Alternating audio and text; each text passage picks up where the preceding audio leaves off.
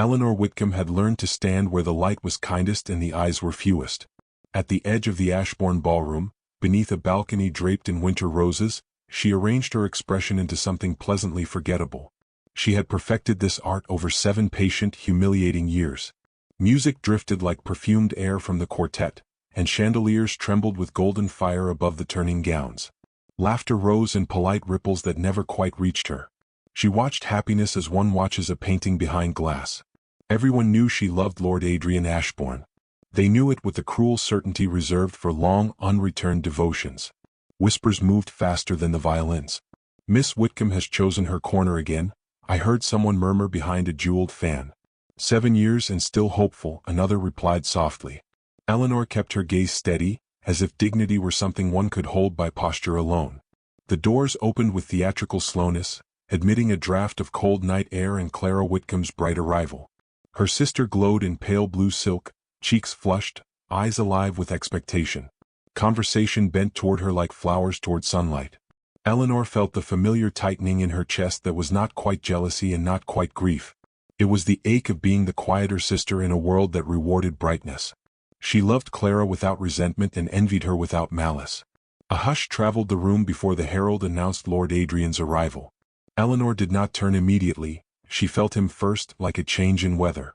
Her pulse answered before her eyes dared to. When she looked, he stood near the entrance, tall and composed, dark coat severe against candlelight. His expression was unreadable, the kind cultivated by men accustomed to duty. Yet his gaze searched the room with quiet urgency. For one reckless second, Eleanor believed he searched for her. Hope, unwelcome and radiant, rose like heat beneath her ribs. She despised herself for it and could not extinguish it. Summoning a courage that felt borrowed, she stepped away from the balcony's shadow. The floor seemed longer than before, the distance an exhibition of her foolish heart. She moved with careful grace, aware of watching eyes. Adrian began walking at the same moment. Eleanor's breath caught as their paths appeared destined to meet. A thrill of terror and longing passed through her. He did not slow when he reached her. He passed with a courteous incline of his head that felt like a blade wrapped in silk. His attention had already moved beyond her shoulder. Clara laughed, surprised and delighted as Adrian bowed before her. "May I claim this dance, Miss Whitcombe?" he asked with formal warmth. The room exhaled in collective satisfaction. Eleanor stood still while the music resumed its gentle tyranny. Faces turned toward her with sympathy too polished to be kind. She smiled faintly, mastering the art of vanishing while remaining visible. The first notes of the waltz carried Clara into Adrian's arms. They moved as though choreographed by expectation itself. Eleanor felt something inside her settle into a quiet, resigned ache. She turned before tears could argue with her composure. The doors to the terrace beckoned with cool promise. No one stopped her. Humiliation is a private escort. Rain had begun to fall, silvering the garden paths and darkening the hedges. Eleanor stepped into it without hesitation, welcoming the sting against her heated skin. The night smelled of wet earth and crushed roses. She walked blindly toward the marble fountain, breaths unsteady but silent. 7 years of quiet devotion dissolved into rainwater at her feet. She pressed her fingers to her lips to steady herself. The music inside faded behind glass and distance. For the first time that evening she allowed her shoulders to fall. A fragile sob threatened the discipline of her silence. Footsteps sounded on the terrace stones behind her. She stiffened, unwilling to be witnessed in this unbeautiful moment. The steps paused, then continued with deliberate care. Eleanor did not turn, but every nerve recognized the rhythm of that approach. Her heart resumed its traitorous beating. She knew, before sight confirmed it, who had followed her into the rain. "My lord should not risk the weather," she said without facing him. Her voice sounded calmer than she felt. Courtesy was the last shield she possessed. The rain softened his reply into something almost intimate. "I have endured worse discomforts this evening, Miss Whitcombe," he said quietly. Eleanor closed her eyes briefly. They stood separated by only a few respectful steps and 7 immeasurable years. The fountain whispered between them like a cautious witness. She gathered what remained of her dignity. "I hope my sister dances well," she managed, the words tasting like surrender. A pause answered her that felt heavier than sympathy. Rain traced cold paths along her temples. Eleanor finally turned to face him. Water darkened his hair and sharpened the seriousness of his expression. He was watching her with an intensity that unsettled her breath. For a moment neither spoke, and the silence felt charged with unasked questions. Eleanor sensed that the humiliation she carried was no longer hers alone. Something unspoken had followed him outside. "Why did you come, my lord?" she asked softly, unable to disguise the tremor. His answer did not arrive at once. He studied her as though deciding how much truth she could bear. The rain thickened, drumming gently upon stone and leaves around them. Eleanor felt suspended between dread and fragile expectation. She wished to flee and to remain with equal desperation. Adrian stepped closer, reducing the careful distance propriety had drawn. His voice lowered, meant only for her and the listening night. "Miss Whitcombe," he began, and her name sounded different in the rain. "I should have spoken sooner. But tonight has made silence impossible." Eleanor's heart stumbled at the unfamiliar gravity in his tone. She waited, breath held, as the past and future seemed to balance between them. The fountain whispered.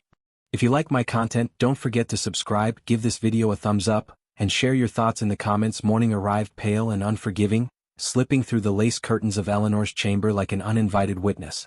She had slept little, her thoughts circling the unfinished sentence Adrian had breathed into the rain. The memory felt vivid and impossible, as though the night had been imagined by a heart too long deprived of hope. She dressed with habitual care, fastening each button as if composure could be secured through small, deliberate motions. Downstairs, the household stirred with ordinary sounds that mocked the extraordinariness she carried quietly within her. Even the ticking clock seemed to measure her unrest precisely. A soft knock interrupted her thoughts before breakfast was announced. A young footman stood outside her door holding a velvet box with cautious reverence. He claimed it had arrived by private courier and bore no card. Eleanor accepted it with steady fingers that betrayed nothing of the quickened pulse beneath her sleeve. When she lifted the lid, a delicate gold locket rested on dark satin, its surface engraved with fading ivy. Recognition struck her breathless. She had seen it once at Ashbourne House, worn by Adrian's late mother in a portrait above the grand staircase. Her heart tightened instantly at the sight. She sat slowly upon the edge of her bed, the locket warm already from her touch. No explanation accompanied it, no words to soften its meaning. That silence made the gesture feel more intimate than any written confession. Eleanor pressed the hinge open and found, inside, a miniature painting of a young woman she did not know. The brushstrokes were tender, the expression serene. It felt like a memory entrusted rather than a gift offered. She wondered why such a relic had crossed the distance between his world and hers. At luncheon that afternoon, society answered her unspoken question with merciless enthusiasm. Ladies leaned toward one another beneath elaborate hats, their smiles sharpened by curiosity. Clara sat radiant at the center of attention, her wrist adorned with a gleaming bracelet that Adrian had presented publicly before departing the previous evening. The room hummed with speculation that required no discretion. 2 sisters, 2 tokens, and 1 gentleman provided irresistible entertainment. Eleanor felt herself transformed into a narrative she had not consented to join. Clara noticed the locket when Eleanor adjusted her glove. Surprise widened her eyes before she disguised it with a gentle laugh. "How very charming," she said, though confusion lingered behind the brightness of her tone. Eleanor offered no explanation because none existed that would not expose her vulnerability. She sensed that Clara did not suspect rivalry, only bewilderment. Yet the guests saw drama where there was only quiet suffering. Their glances measured Eleanor with renewed interest, as though she had unexpectedly become significant. The afternoon passed beneath a cloud of watchful civility. Eleanor excused herself early, her composure thinning beneath the weight of attention. She stepped into the street just as a carriage thundered recklessly around the corner. For a suspended instant, she stood frozen in its path, skirts caught by a sudden gust of wind. Strong hands seized her shoulders and pulled her backward with decisive force. The world righted itself to reveal Adrian standing breathless before her, rain from the previous night still lingering in her memory. Their closeness did not go unnoticed. Several passers-by paused with open curiosity, their expressions already forming conclusions. Adrian's grip remained firm an instant longer than propriety allowed. "Are you harmed, Miss Whitcombe?" he asked, his voice low and urgent. Eleanor could only shake her head, aware that this public rescue would feed the very rumors she dreaded. He released her slowly, as though reluctant to restore the distance society required between them. "I beg you to take greater care," he added, his tone softer now. She sensed that his concern extended beyond the accident. Their eyes held for a moment charged with meanings neither dared speak aloud. A carriage bearing the Ashbourne crest waited nearby, and the coachman watched discreetly. Adrian stepped aside but did not depart immediately. Instead, he seemed to wrestle with an internal decision. Eleanor felt the air between them thicken with unsaid words. At last he spoke with careful restraint. "There is a matter I must discuss with you, Miss Whitcombe, and it cannot be entrusted to chance meetings or crowded rooms." Her breath caught at the seriousness in his voice. He suggested the conservatory at Ashbourne House, just before dusk, where the fading light would grant them privacy without impropriety. Eleanor hesitated only a fraction before nodding. She knew refusal would offer no peace, only prolonged confusion. As he helped her into her carriage, she felt the weight of the locket against her collarbone like a quiet pulse. The city seemed altered, charged with invisible threads connecting her to him in ways both fragile and dangerous. People watched from windows and doorways, their curiosity unashamed. Eleanor realized that whatever silence Adrian had maintained for years was beginning to unravel. She feared what truths might emerge when they finally stood alone together. When the carriage carried her away, she looked back to see him still standing in the street, hat lowered against the light wind, gaze following her departure with unreadable intensity. The invitation lingered in her mind with equal parts dread and longing. By dusk, she would step into a place filled with glass and roses and the man who had shaped 7 years of her heart without ever claiming it. The locket rested against her skin as though waiting for an answer she did not yet possess. The conservatory breathed with the last light of day, its glass walls holding sunset like a fragile secret. Roses drooped heavily from their trellises, releasing a perfume so rich it felt almost intoxicating. Eleanor paused at the threshold, aware that crossing into this place meant crossing into truths she had avoided for years. Her reflection shimmered faintly in the panes, a woman composed in posture yet trembling in spirit. She stepped inside with measured grace, the door closing behind her with a quiet finality. Adrian stood near the center aisle where stone met patterned tile, his back turned as though gathering courage from the fading horizon. When he heard her approach, he faced her slowly. The evening light sharpened his features into solemn clarity. For a moment, neither spoke, and the silence felt deliberate rather than awkward. Eleanor sensed that words here would not be casual. They would alter the shape of everything that followed. "You came," he said at last, relief threading through his restraint. Eleanor inclined her head, unwilling to reveal how uncertain she had felt moments before. The scent of roses seemed to press around them, urging confession from guarded hearts. She noticed how carefully he kept his distance, as if proximity might unravel his composure. That consideration stirred something tender and painful within her. "I believed you wished to speak plainly, my lord," she said, her voice steady despite the storm beneath it. He studied her with an intensity that made pretense impossible. The light shifted, casting long shadows that felt like the weight of passing years between them. He gestured toward a wrought iron bench, but she remained standing. The tension in her posture told him she would not be soothed by comfort. Adrian accepted this silently, straightening as though preparing for judgment. Eleanor's courage, fragile yet persistent, rose to meet the moment. "I have loved you for 7 years," she said, the words emerging with quiet dignity rather than accusation. They hovered in the air between them, undeniable and irrevocable. Adrian closed his eyes briefly, as if bracing for a blow he had long expected.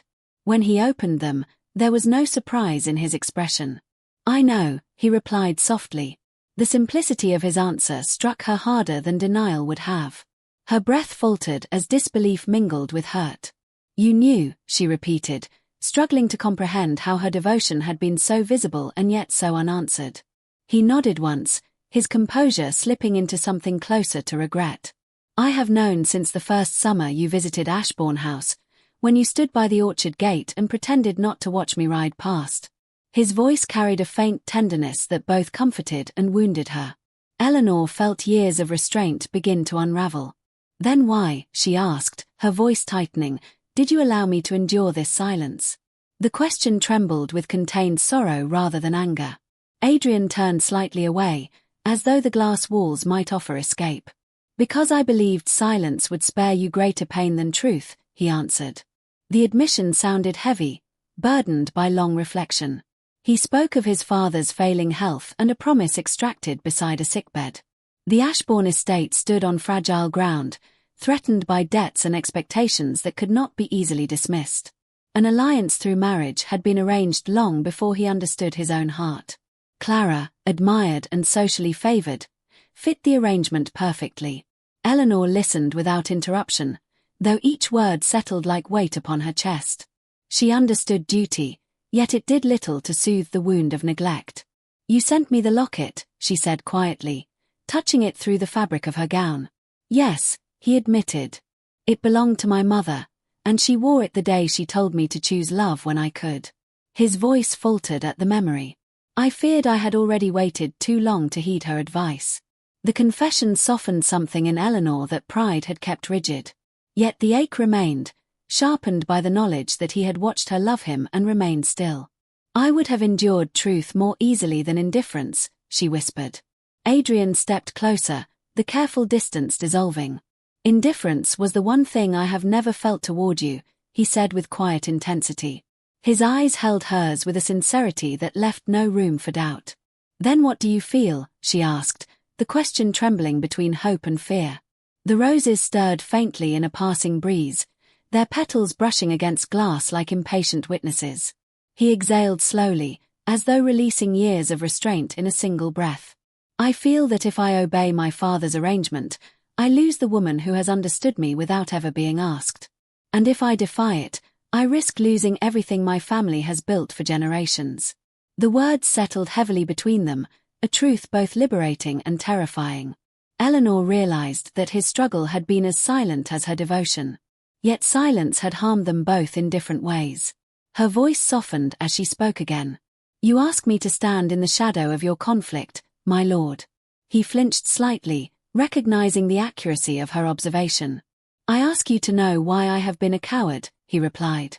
The honesty in his tone stripped the word of defensiveness and left only remorse. Outside, the sky dimmed into violet twilight, and the conservatory began to feel enclosed, intimate, and inescapable.